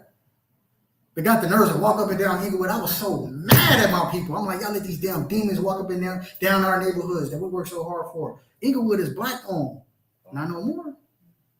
They coming. That stadium get built. Well, it's built now. They finished the Clipper Stadium. Oh, y'all niggas is out of here. Eminent domain. We're gonna force you out. Either y'all can cooperate or we're gonna get y'all the hell up out of here. All right. Is that it on that? They speak lawfully. They speak lawfully, yeah. You know what I'm saying? He emphasized that, right? What scripture you wanted, sister? 13 and what? Jeremiah 13 and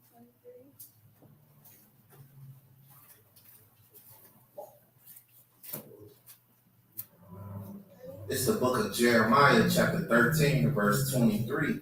Can the Ethiopian change his skin, or the leper his spots? Then may ye also do good that are accustomed to do evil. Come.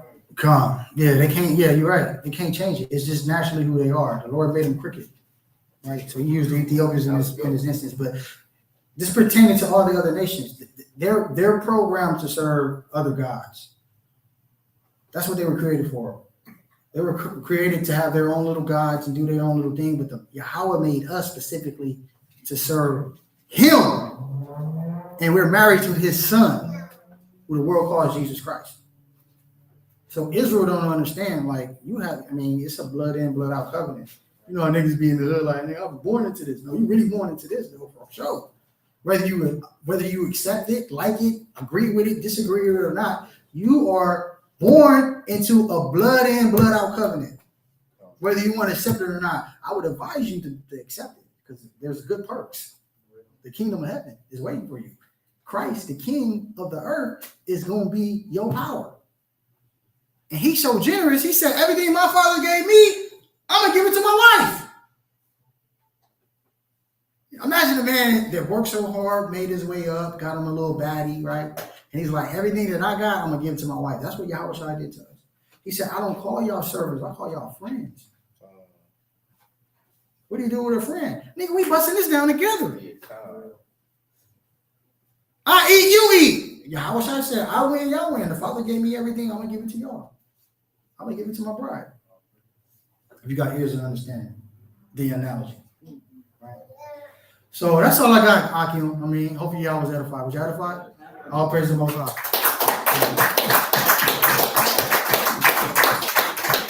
Most High in Christ bless the family online. You know what I mean? Hopefully, y'all have a rest of your Sabbath, good Sabbath. Be safe out there. Shalom, shalom, shalom. Let's get out of here, family.